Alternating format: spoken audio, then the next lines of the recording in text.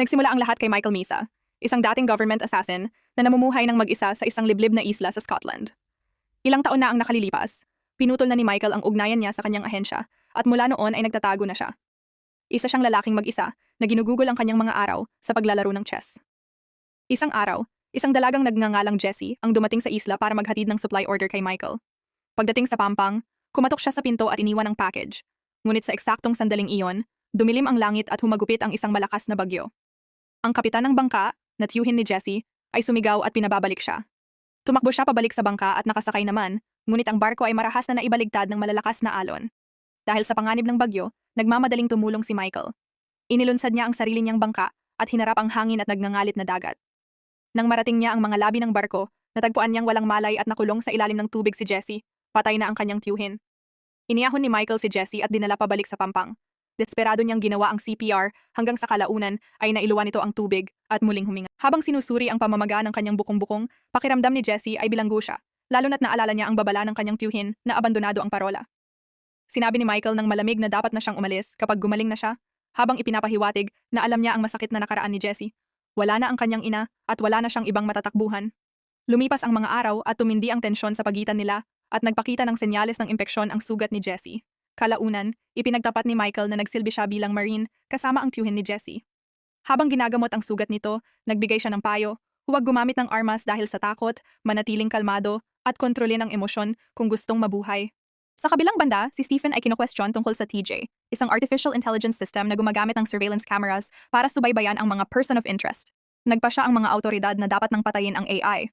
Nang maglaon, nakipagkita si Stephen sa punong ministro upang talakayin ang pagpapatuloy ng operasyon ng palihim. Kasabay nito, natuklasan ng mga teknisyan ang lokasyon ni Michael Mesa. Ang mga records ay nag-ugnay sa kanya sa isang nakaraang insidente ng pambobomba ng gobyerno, kaya nagpadala sila ng mga ahente para imbestigahan at alisin siya. Pagbalik ni Michael sa bahay, ginamot niya ang sugat ni Jessie. Kumain silang magkasama ng may kaunting kapanatagan, ngunit nakaramdam si Michael na may mali.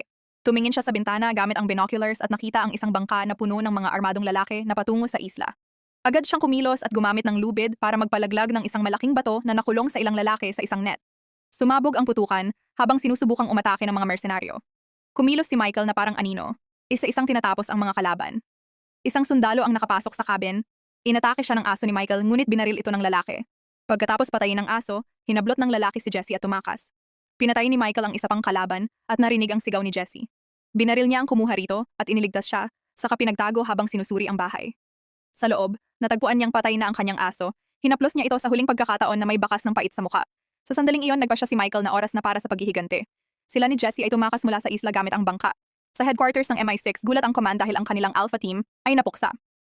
Si Michael ay isang dating elite operative na akalang matagal ng patay matapos tumangging pumatay ng isang nuclear scientist. Pagdating ni na Michael at Jessie sa isang maliit na bayan, parehong sugatan at tensyado ang dalawa. Inabutan ni Michael ng baril si Jessie at binigyan ng order. Kung may lalapit, dapat siyang magpaputok ng walang pag-aalinlangan. Pumasok si Michael sa isang bahay para kumuha ng medical supplies, ngunit biglang lumitaw ang may-ari at tinutukan siya ng baril.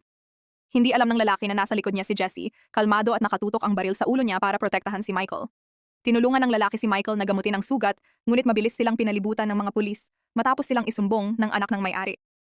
Lumabas ang lalaki para iligaw ang mga pulis. Habang sina Michael at Jessie ay tumakas sa likod, nagnakaw ng patrol car, at nagsimula ang isang mabilis na habulan.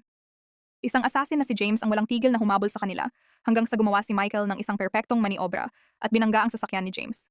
Nakaligtas si James, nagnakaw ng ibang sasakyan, at ipinagpatuloy ang paghabol. Sa MI6, nabunyag ang katotohanan. Si Stephen Manafort ang nagbunyag ng tungkol sa Black Kites, isang secret program ng mga elite operative na kumikilos sa labas ng batas. Si Michael ang pinakamagaling sa kanila. Inutusan siyang pumatay ng nuclear scientist, ngunit dahil sa kanyang konsensya, hinayaan niya itong mabuhay at naglaho siya. Kaya siya gustong patayin ng ahensya. Dahil siya ay isang loose end na masyadong marami ang alam. Habang bumabiyahe, inamin ni Jessie na alam niyang hindi siya laging broken man. Sinabi ni Jessie na mas gusto niyang mabuhay ng may komplikasyon kaysa mag-isa, at pinaalalahanan siya na nawala rin ang sarili niyang pamilya. Nakita sila ng isang traffic camera, nakita ito ni Stephen, binura ang footage, at minanipula ang network para itago ang bakas nila habang nagpapasyang siya mismo ang manghuli sa kanila. Nagkita sina Michael at Jessie sa isang simbahan kasama ang isang dating kontak ni Michael. Ipinaliwanag nito kung paano sila nahanap ng MI6.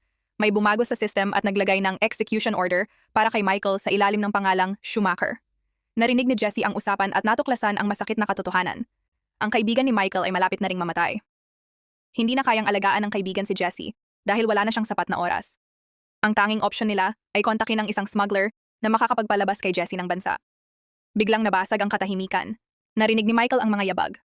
Dumating si James. Nagkaroon ng matinding bakbakan. Nang malapit na matapos ni James si Michael, nang himasok si Jessie gamit ang baril. Dahilan para magkaroon ng pagkakataon si Michael na makawala. Tumakas sila sakay ng kotse habang binubutasan ng bala ang sasakyan.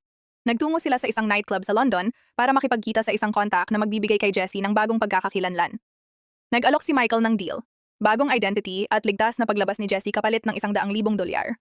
Sa kaguluhan, tinangka silang ubusin ng mga kalaban, ngunit isa-isang tinapos ni Michael ang mga ito.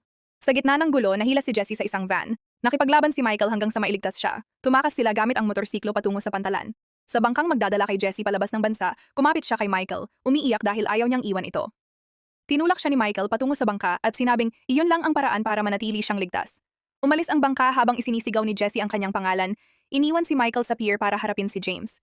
Naubusan ng bala ang dalawa at nauwi ang laban sa brutal na kamay sa kamay na bakbakan. Matapos ang matinding pagsisikap, napatay ni Michael si James. Kalaunan hinaharap ni Michael si Stephen. Gusto ni Stephen na sumuko si Michael ngunit tumanggi ito. Sinabi ni Michael na pinili niya ang kanyang pagkatao kaysa sa bulag na pagsunod. Walang pag-aalinlangan, binaril ni Michael si Stephen na nagbigay ng hustisya para sa lahat ng namatay. Sa huling eksena sa Ronda, Spain, nakaupo si Jessie at nagbabasa ng libro, Ligtas Na. Pinagmamasdan siya ng mga analyst ng MI6 sa surveillance feed at napansin nilang naitago siya ng maigi ni Michael. Nakatanggap si Jessie ng isang envelope. Sa loob nito ay isang chess queen, ang piraso mula sa chessboard ni Michael. Tumingin siya sa paligid, umaasang makikita ito. Mula sa anino, pinagmamasdan siya ni Michael hanggang sa makasiguro siyang ligtas ito, saka siya naglaho bago pa siya makita ni Jessie. Muli siyang naging multo, ngunit sa pagkakataong ito, alam ni Jessie na hindi na siya mag-isa